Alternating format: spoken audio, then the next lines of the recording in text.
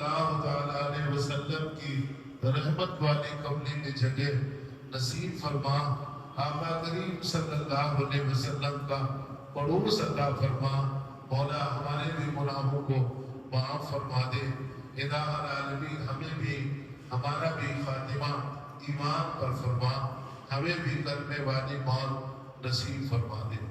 حاضرین محترم، یہ جمادی المدار یا جمادی الاول ہے، اسی مہینے کی 17 تاریخ کو حضرت سیدنا بدیع الدین زندہ شاہ مدار رضی اللہ تعالیٰ عنہ کا نہایت عظیم الشان پیمانے پر عرس مقدس منایا جاتا ہے مکہ پور شریف میں۔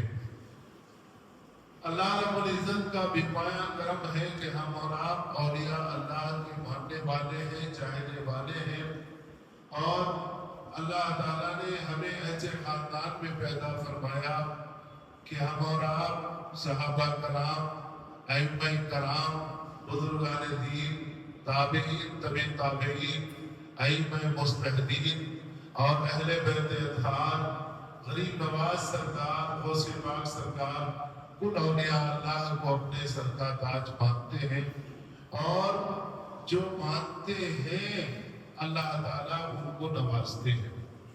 آج ہم آپ کو دلی میں محبوب الہی رحمت اللہ علیہ کی بارگاہ میں بھی لے کر چلتے ہیں۔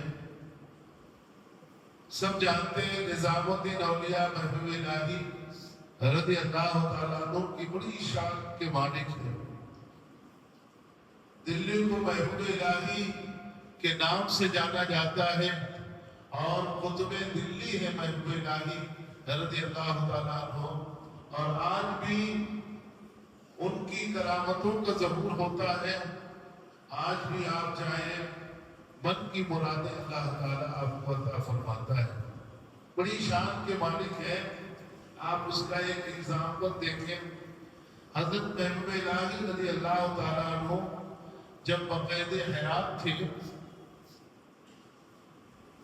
آپ کے پاس بہت سے لوگ آتے تھے، عقیدت مندوں میں مالدار بھی رہتے، شاہ بھی رہتے، امیر بھی رہتے، تاجر بھی رہتے، غریب بھی رہتے، ضرورت مند بھی آتے، اور اپنی ضرورتوں اور ہر شخص اپنی بات آپ کے سامنے رکھتا۔ الحمدللہ اللہ کے فضل و کرم سے محبوب الہی سب کی بات سنتے اور حتی الامکان سب کی مدد فرماتے ہیں۔ ایک مرتبہ ایسا بھی ہوا کہ ایک شخص آپ کی بارگاہ میں حاضر ہوا، اچھا ساتھ ہی ساتھ جہاں ضرورت مند آتے تھے، آپ کے پاس ہدیے اور تحائف بھی بہت آتے تھے۔ ایک ضرورت مند آیا، بہت اداس، بہت پریشان، جس کا کوئی جواب نہیں۔ بڑی مشکل سے آپ سے عرض کر سکا، حضور میں بہت غریب آدمی ہوں، بہت غریب آدمی ہوں، کمزور بھی بہت ہوں، کام بھی نہیں کوئی ملتا ہے،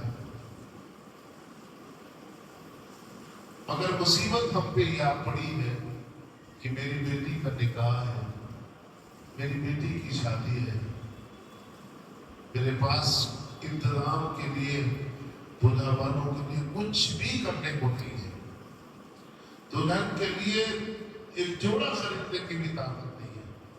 ہم آپ کے پاس آئے ہیں، ہماری مدد کریں۔ ہمارا آپ کے پاس بھی آپ تجارت کرتے لوگ آتے ہیں، اپنے حساب سے 100 200 1000 500 دے کے چلتا کرتے تھے شاید۔ محبوب الہی نظام الدین اولیاء رحمت اللہ علیہ نے فرمایا ٹھیک ہے، آپ انتظار کرو، شام تک ہمارے پاس کچھ آئے گا تو انشاءاللہ تمہاری مدد کریں گے۔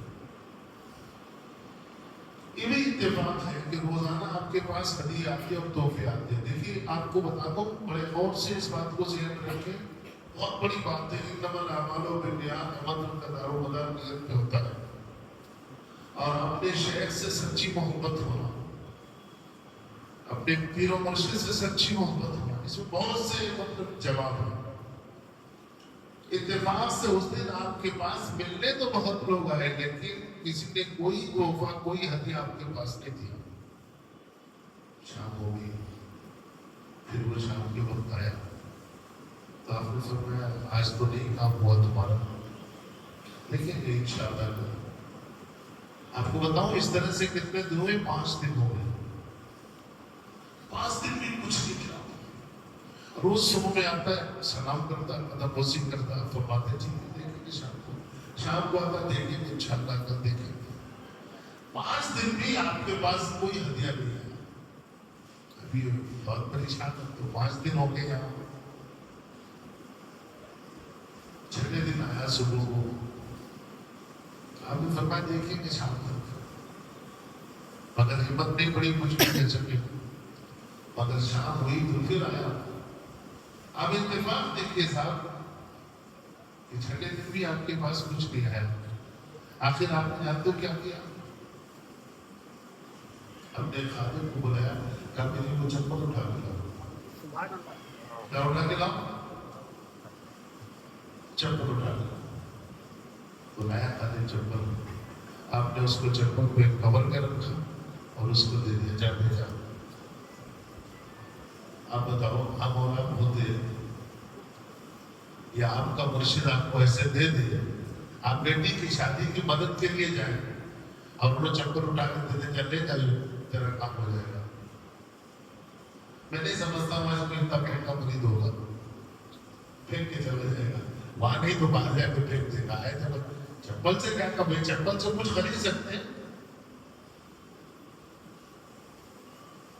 چاہے نئی چپل ہو چاہے پرانی, کچھ نہیں خرید سکتے. سوچنے لگا کیا کروں.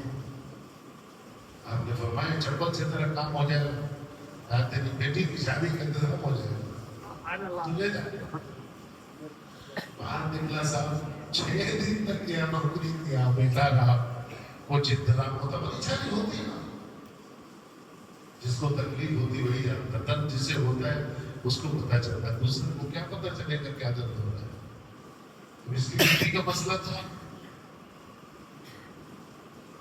اور آپ کو بتا دوں حضرت امیر خسرو رضی اللہ تعالیٰ عنہ بہت زبردست آپ کے مرید اور آپ کے عاشق تھے. محبوب الہی نظام الدین اولیاء کے بے شمار مرید, لیکن امیر خسرو جیسا کوئی مرید نہیں. یہی وجہ آپ محبوب الہی نظام الدین اولیاء جائیں تو جب مین گیٹ سے جائیں گے تو پہلے آپ امیر خسرو سے ملاقات کریں گے, اس کے بعد محبوب الہی سے ملاقات کریں گے.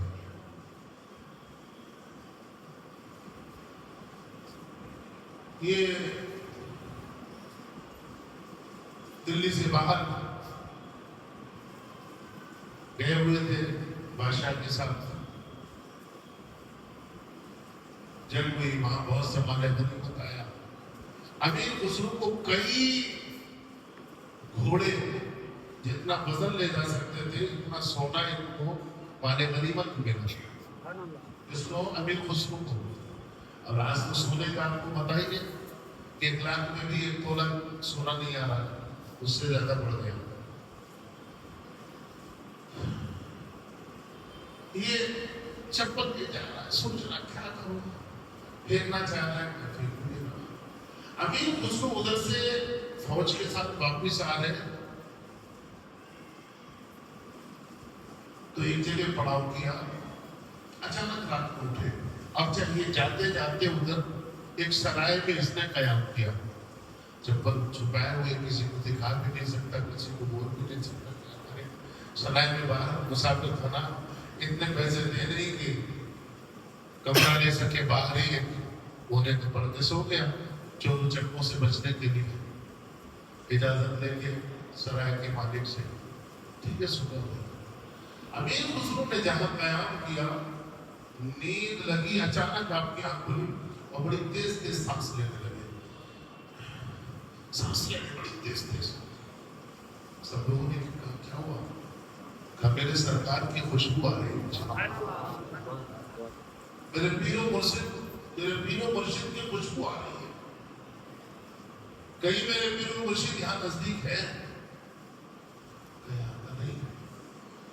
اب یہ چل دیے، امیر خسرو چلے، اور چلتے چلتے خوشبو کو دیکھتے دیکھتے سرائے تک پہنچے، بولے اسی سرائے سے خوشبو آ رہی، یہ تو سرکار کا میرے پیر و مرشد کا قیام ہے یہاں، یا میرے پیر و مرشد کی کوئی چیز ہے، کچھ تو ہے۔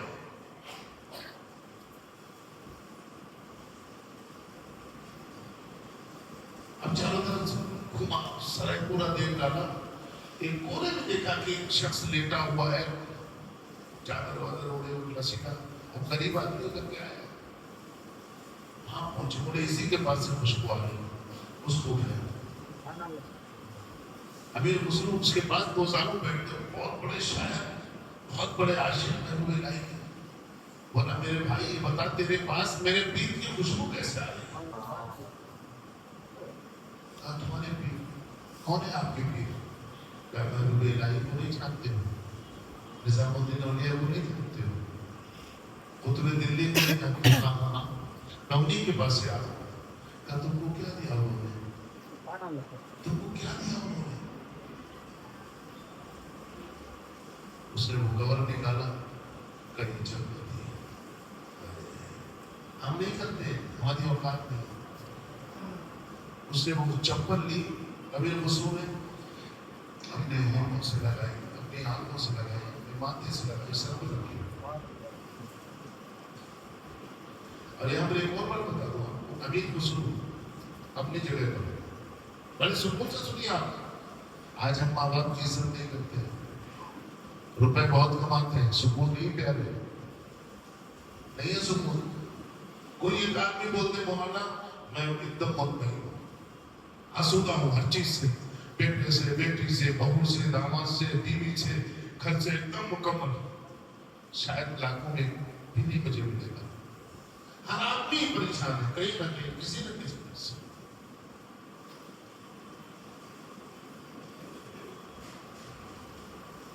غریب نواز کو تو سبھی جانتے نا، خواجہ عثمان ہارونی کو بھی سبھی جانتے ہیں، غریب نواز کے پیر و مرشد ہے خواجہ عثمان ہارونی۔ آج 1 سے 4 مرتبہ آپ کے گھر میں پیر آ جائے تو گھر والی کہتی کیا تھی، بڑی مصیبت تھی تمہارے پیر کب ہونا، آ جاتے ہیں تو وہ بھی سوچتے کام دھندا نہیں کریں گے تو کیسے چلے گا، پیر صاحب تو کب ہونا چلے جاتے ہیں۔ غریب نواز سرکار نے 1-2 سال نہیں 20 سال تک خواجہ عثمان ہارونی رضی اللہ تعالیٰ عنہ کی خدمت کی۔ کتنے سال؟ تب ہند کے راجہ بنے خواجہ غریب نواز، اور خواجہ غریب نواز اس کے ساتھ چلتے تھے، جب وہ کہیں ٹھہرتے تھے تو ان کی چپل خواجہ عثمان ہارونی کے قبر میں رکھ کے اپنے سر پہ رکھتے تھے۔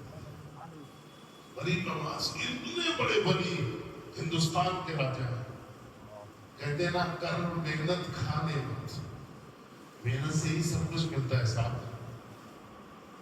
ہمارے لیے ہمارے ماں باپ بھی سب سے بڑی دولت ہے۔ ماں باپ کیا ہو گئے تو اپنے امام کے بھی ہو گئے، اپنے استاد کے بھی ہو جائیں گے، اپنے پیر کے بھی ہو جائیں گے، سب کے ہو گئے۔ اور ماں باپ بھی نافرمانی کرے تو استاد کے روز پیر نہیں ان کی چپل چاٹتے رہو، کچھ بھی نہیں ملے گا۔ پیر کے چپل چاٹتے رہو، استاد ماں باپ کے نہیں تو کچھ بھی نہیں ملے گا، کیونکہ تمہیں ماں باپ کی دعائیں نہیں مل رہے، کہاں سے سکون ملے گا؟ تو اب سمجھیے بات کو، انما الاعمال بالنیات، عمل کا دار و مدار نیت پہ ہوتا ہے۔